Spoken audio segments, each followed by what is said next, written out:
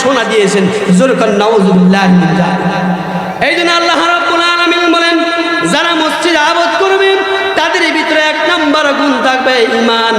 এই ঈমান যদি না থাকে মসজিদের হত্যা করতে হওয়ার কোনো প্রশ্ন নাই। ও দুনিয়ার মুসলমানেরা, আল্লাহ রাব্বুল আলামিন বলেন, ইন্নামা ইয়ামুরু মাসাজিদাল্লাহ মান আমানা বিল্লাহ ওয়াল ইয়াউমিল আখির। দুই নাম্বার গুণ থাকবে, তারা পরকালের প্রতি বিশ্বাস করবে। যারা পরকালের প্রতি বিশ্বাস আছে তারা কোনোদিন গুনার কাজ করতে পারে না। পরকালের প্রতি যারা হিসাব নিকাশের জবাবদিহি করতে পারবে তারা কোনোদিন চুরি করতে পারে না, ডাকাতি করতে পারে না, সাদাবাজি করতে পারে না। তার মানে সাদাবাজি করলো, ঘুষ খাইলো, সুদ খাইলো, সন্ত্রাসী করলো, এদের পরকালের ব্যাপারে তাদের কোনো ভয় নাই, জাহান্নামের ব্যাপারে তাদের কোনো ভয় নাই, আল্লাহর প্রতি তাদের বিশ্বাস নাই, পরকালের প্রতি তাদের বিশ্বাস নাই।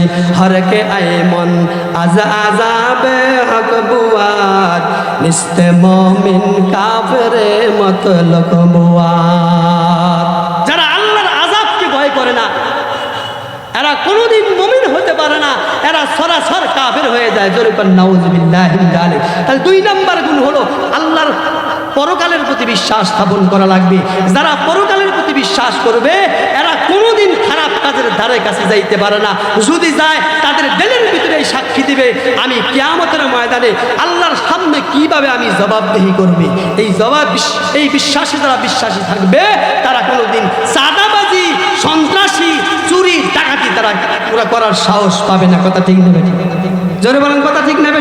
যারা এই সমস্ত কাজ করে তারা পরকাল সামনে রাখে না, এদের ঈমান কোনোদিন থাকতে পারে না। আল্লাহ রাব্বুল আলামিন বলেন, মান আমানা বিল্লাহি ওয়াল ইয়াউমিল আখির ওয়া আকামাস সালাতা ওয়া আতাজ যাকাতা। তিন নাম্বার গুণ হলো তারা নামাজ প্রতিষ্ঠিত করবে, নামাজ কায়েম করবে। ও দুনিয়ার মুসলমানেরা, চার নাম্বার হলো ওয়া আতাজ যাকাতা।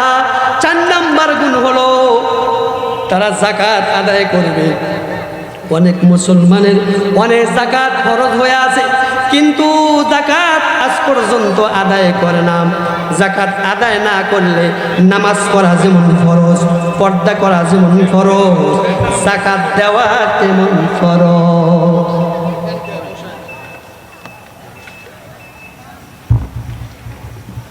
যাকাত দেওয়া তেমন ফরজ।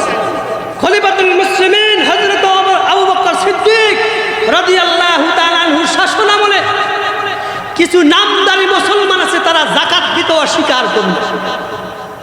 যাকাত দিলে অস্বীকার করলে তারা কি মুসলমান থাকে? থাকে না।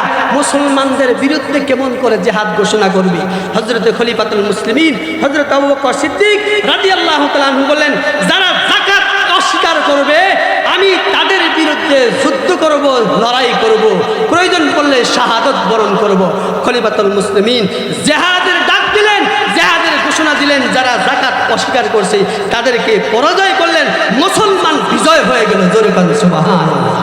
তারা মুসলমান নয়, কেন যাকাত অস্বীকার করেছে? কারণকে যাকাত অস্বীকার করেছে। এই জন্য এই অপরাধে হযরত মূসা আলাইহিস সালাতু ওয়াস সালামকে খুব শাস্তি দিয়েছে, খুব শাস্তি এরকম ভাবে অপবাদ দিছে। শেষ মুহূর্তে কারণ কি করলো? মূসা পয়গম্বর যাকাত আদায় করছে, যাকাত চেয়েছে, এই জন্য ওনাকে নারী কেলাঙ্কে নিয়ে মূসা আলাইহিস সালাতু ওয়াস সালামকে এরকম মিথ্যা অপবাদ দিছে। জোরে বলেন নাউযুবিল্লাহ। আল্লাহ রাব্বুল আলামিন তাকে শাস্তি দেওয়ার জন্য বললেন, মূসা তুমি নিজেই তাকে তুমি শাস্তি দাও। এক মহিলাকে এই করছে, সেট করছে, তুমি বলবা যে মূসা আমার সাথে জিনা করছে। জোরে বলেন নাউযুবিল্লাহ।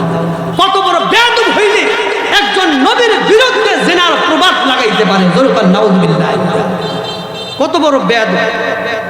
সাথে সাথে আল্লাহ রাব্বুল আলামিন মূসা আলাইহিস সালামকে শক্তি দিলেন, তুমি যা করবা তাই হবে। তিনি কি করলেন? বদদুয়া করলেন, তোকে মাটিতে গ্রহণ করুক। এবার হাঁটু পর্যন্ত গেড়ে বললেন, মাজা পর্যন্ত গেড়ে গেলেন।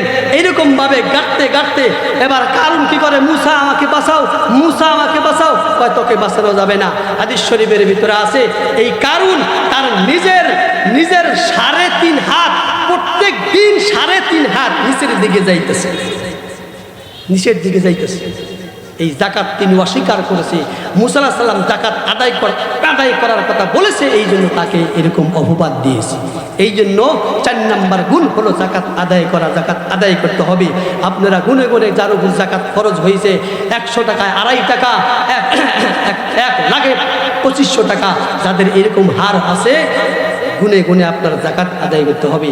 5 নম্বরে হলো ওয়ালাম ইয়াখশা ইল্লাল্লাহ, তারা আল্লাহকে কখনো ভয় করতে পারবে না, আল্লাহকে ভয় করবে না কোনো কিছু ছাড়া।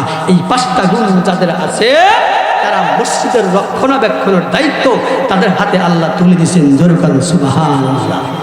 আল্লাহ রাব্বুল আলামিন আমাদেরকে এই 5 গুণে গুণান্বিত হইয়া সমস্ত মসজিদে ও আলা এই 5 গুণে গুণান্বিত হওয়ার তৌফিক দান করুন।